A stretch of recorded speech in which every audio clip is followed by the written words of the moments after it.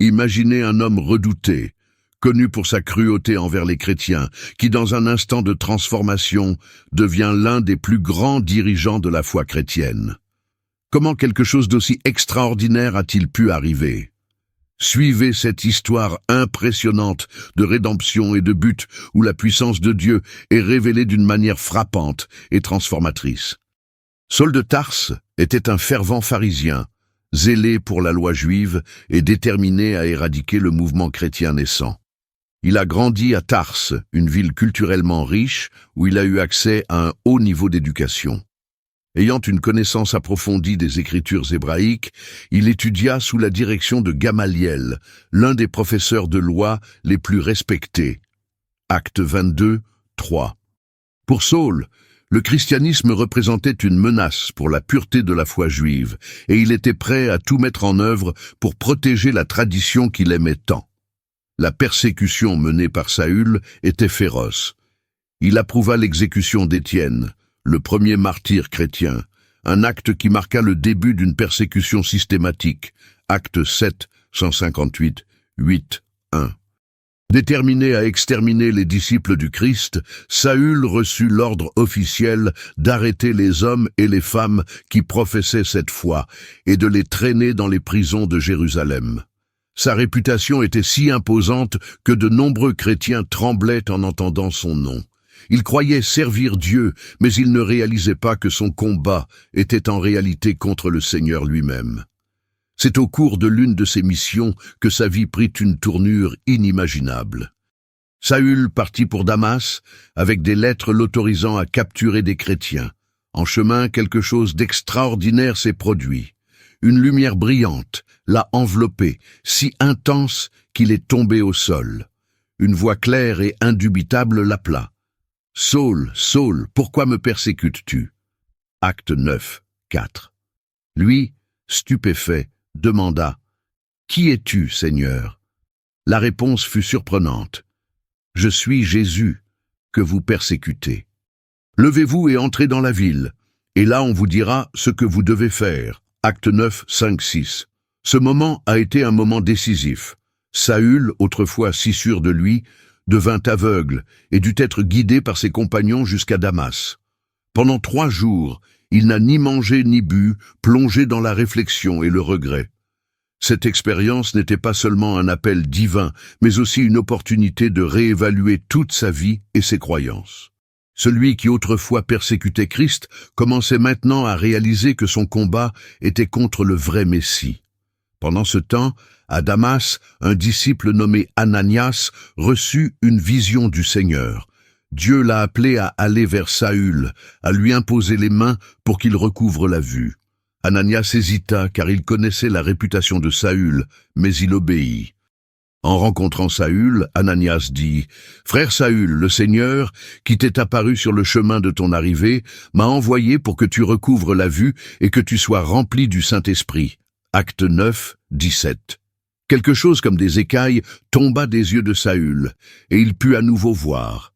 À ce moment-là, il se fait baptiser et commence son nouveau voyage de serviteur du Christ.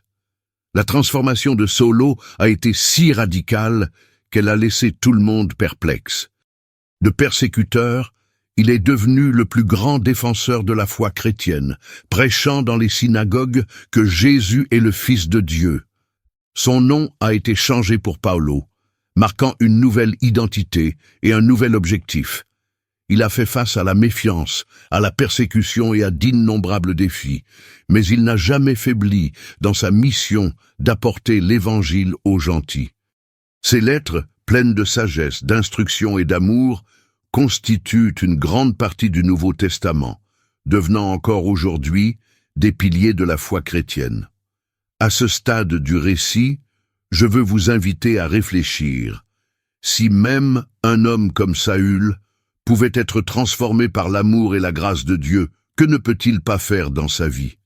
Si vous appréciez cette histoire, abonnez-vous à la chaîne, aimez cette vidéo et partagez-la avec quelqu'un de spécial. Explorons ensemble davantage cet incroyable témoignage, mais l'impact de Paulo ne s'est pas arrêté là. Sa mission d'apôtre l'a conduit à affronter des dangers inimaginables, naufrages, prisons, lapidation, faim et rejet. Cependant, sa foi et son dévouement sont restés inébranlables. Au lieu d'abandonner, il a vu chaque obstacle comme une opportunité de glorifier Dieu et de toucher davantage de personnes avec le message de la croix. La suite de cette histoire est encore plus fascinante, montrant comment Paul a transformé le monde avec son courage et son amour pour la vérité.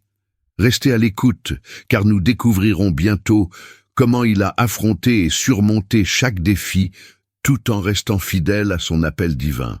Paul a commencé sa mission avec une intensité qui reflétait son zèle antérieur, mais maintenant orienté vers la propagation de l'Évangile. Il commença immédiatement à prêcher, déclarant avec audace que Jésus était le Fils de Dieu. Cela provoqua un grand étonnement parmi les Juifs de Damas, qui ne pouvaient pas comprendre comment celui qui persécutait autrefois les chrétiens défendait désormais leur foi avec une telle conviction. Actes 9, 20, 22. Sa transformation fut si profonde que même les disciples de Jésus hésitaient à l'accepter. Il était nécessaire que Barnabas, un homme respecté parmi les chrétiens, intercède en sa faveur, s'assurant que sa conversion était authentique. Actes 9, 26, 27. Tout au long de ses voyages missionnaires, Paul a dû faire face à d'immenses défis. Il a été chassé des villes, injustement emprisonné et même lapidé presque à mort. Acte 14, de 19. À Philippe, après avoir chassé un mauvais esprit d'une jeune esclave, lui et son compagnon Silas furent jetés en prison et sévèrement fouettés. Acte 16, 16-24. Cependant, au lieu de désespérer, Paul et Silas ont commencé à prier et à chanter des hymnes à Dieu au milieu de la prison. Soudain, un tremblement de terre ébranla les fondations de la prison, ouvrant toutes les portes et desserrant les chaînes des prisonniers. Acte 16, 25, 26. Cet événement a non seulement conduit à la conversion du geôlier et de sa famille, mais a également démontré la puissance de Dieu au milieu de l'adversité. Paul a beaucoup voyagé, apportant l'Évangile à différents peuples et cultures. Il a fondé des églises, formé des dirigeants et écrit des lettres qui ont façonné la doctrine chrétienne. Ses épîtres abordent des sujets tels que la grâce, la foi, la justification et la centralité du Christ dans la vie des croyants. Dans ses lettres aux Corinthiens, il parlait de la suprématie de l'amour, déclarant que sans amour, même les plus grands dons spirituels seraient inutiles. 1 Corinthiens 13, 1-3. Dans sa lettre aux Romains, il a exposé la profondeur de la grâce de Dieu, soulignant que tous ont péché et sont privés de la gloire de Dieu, mais sont librement justifiés par la foi en Jésus-Christ. Romains 3, 23-24. Au cours de son ministère, Paul a subi d'innombrables persécutions, mais sa foi est restée inébranlable. Il a survécu à des naufrages, acte 27, 41, 44, a été mordu par un serpent venimeux sans souffrir, acte 28, 3-5, et a été condamné à de longues périodes d'emprisonnement. Cependant, même en prison, il a continué à écrire des lettres et à renforcer l'Église. Dans sa dernière lettre, écrite à Timothée, Paul a démontré sa pleine confiance dans la promesse de la vie éternelle. « J'ai combattu le bon combat, j'ai achevé la course, j'ai gardé la foi. » 2 Timothée 4, 7. L'histoire de Paul nous enseigne que personne n'est à l'abri de la grâce de Dieu. Son exemple de foi, de courage et d'engagement envers le Christ continue d'inspirer des millions de personnes à travers le monde. Si cette histoire vous a touché, abonnez-vous à la chaîne, aimez cette vidéo et partagez-la avec quelqu'un qui a besoin d'entendre ce message. Puissions-nous, comme Paul, vivre avec détermination et dévouement à l'Évangile, quelles que soient les circonstances.